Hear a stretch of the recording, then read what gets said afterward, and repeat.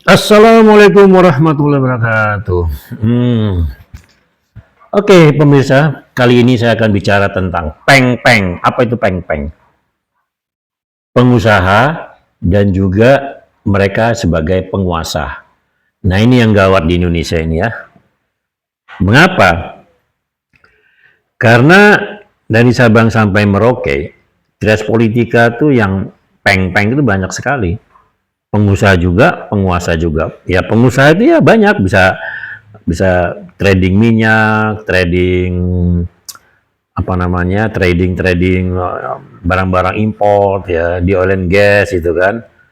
Kalau katanya salah satu ekonom kita itu adalah tukang jahit. Beliau tidak mau menjadi tukang jahit karena tidak sustainable kita sebagai tukang jahit terus menerus. Makanya beliau mendirikan sekolah ya perguruan tinggi itu luar biasa. Beliau berkata bahwa meskipun nama saya tidak dirubah, tapi nasionalisme saya tidak diragukan lagi. Dan meskipun mereka itu adalah perguruan tinggi lulusannya juga dari luar negeri. Oke, peng-peng itu di trias politika banyak, terutama di anggota DPR, kabupaten kota, itu banyak yang mereka itu berdagang sumber daya alam, misalnya jual kapur, jual tanah, urukan, apalagi agen minyak. Setelah mereka tuh banyak duit, mereka ikut di parpol atau mereka dibeli parpol gitu ya karena mereka sudah punya nama, jadilah mereka ikut parpol, ikut pilkada atau mungkin apa namanya pilek gitu ya. Mereka menang karena kan penggelontoran duitnya banyak ya. Sehingga seperti itu. Itulah namanya pengusaha. Nah, pengusaha. Nah, setelah menjadi bupati, menjadi penguasa. Menjadi wali kota, menjadi penguasa. Pengusaha juga menjadi penguasa juga. Atau eh, pengusaha juga menjadi anggota DPRD kabupaten kota, DPRD tingkat 1, DPR RI itu lebih lebih besar lagi permainannya, itu lebih lebih luar biasa lagi, punya tambang ya kan, sehingga mereka membuat izin-izin itu biar bisa nego dengan karena yang bersangkutan juga main di situ ya kan. Sehingga oleh karena mereka pengusaha sebagai eksekutif gitu kan, tidak mesti harus tiap hari ke kantor, mereka bisa berkantor di DPR RI, DPRD tingkat 1, DPRD kabupaten kota. Kalau toh mereka sebagai gubernur, wali kota, bupati dan sebagainya juga seperti itu. Ya katakanlah mereka itu misalnya mengundurkan diri sebagai CEO, lantas dihibahkanlah kekuasaannya kepada mungkin anaknya, pamannya sebagai CEO, apa namanya, Chief Executive Officer seperti itu ya.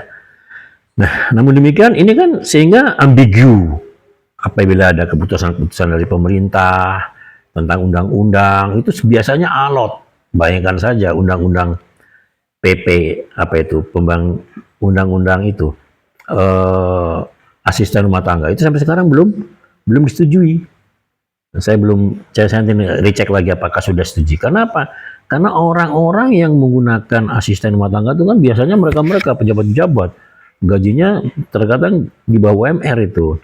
Nah, kerjanya itu bisa 24 jam. Saya punya teman kerja di salah satu petinggi gitu ya, pangkatnya jenderal gitu. Punya pembantu 13 katanya. Waduh, Masya Allah, 13 orang. Berapa gajinya kalau rata-rata misalnya ya misalnya 2 juta saja rata-rata di Jakarta ya karena ya.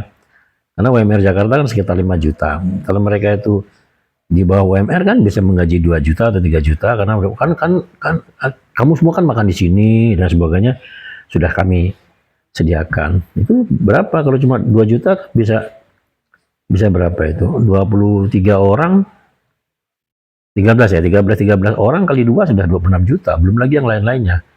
Itu cuma gaji mereka saja ya, asisten asisten rumah tangga. Ada sopir, ada tukang kebun, tukang belanja, tukang masak dan sebagainya. Lantas undang-undang perampasan aset. bagi koruptor dirampas asetnya. Nah itu juga belum ditandatangani. Nah inilah kira-kira kesulitannya rakyat untuk berhadapan dengan peng-peng. Rakyat tidak bisa makmur karena peng-peng yang berkuasa, pengusaha juga dan sebagai pengusaha juga dan penguasa juga. Penguasa itu bisa dia anggota DPRD, DPR RI, lantas bisa juga dia sebagai bupati, wali kota.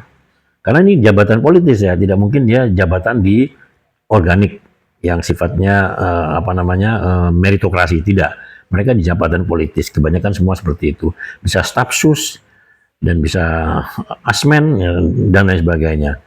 Nah ini bagaimana coba mereka bisa dapat bocoran, ada proyek di sana, pagunya sekian, tendernya diatur, dia menang. Kadang-kadang menang kan mereka juga kuat, tidak ada sanksi karena kan mereka sudah bermain di situ. Jangan heran kalau mutu-mutu pembangunan di Indonesia ini kurang bagus umumnya karena mereka sudah bermain. Susah. Jadi Anda yang tidak berpolitik seperti saya gini susah mendapat akses yang signifikan untuk mendapatkan peluang-peluang bisnis ya terutama. Jadi Anda bisnisnya as usual saja. Paling mungkin memberikan training dan sebagainya. Seperti itulah kira-kira. Nah,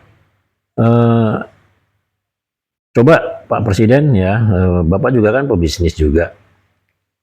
Cobalah beritahu menteri-menteri Anda ya, asmen Anda, mungkin juga komisaris-komisaris BUMN itu juga mereka juga punya usaha, ditinggallah usahanya sebentar ya. Jangan berbisnis ketika mereka menjadi penguasa. Penguasa itu ya bisa menteri segala macam. Sekian dari saya, mungkin ada manfaatnya ya bagi yang belum mengerti apa itu peng-peng. Peng-peng itu ya pengusaha juga dan penguasa juga. Sekian dari saya, jangan lupa subscribe, like, and share. Mudah-mudahan video ini bermanfaat, mendapatkan informasi terkait dengan apa itu peng-peng. Wassalamualaikum warahmatullahi wabarakatuh.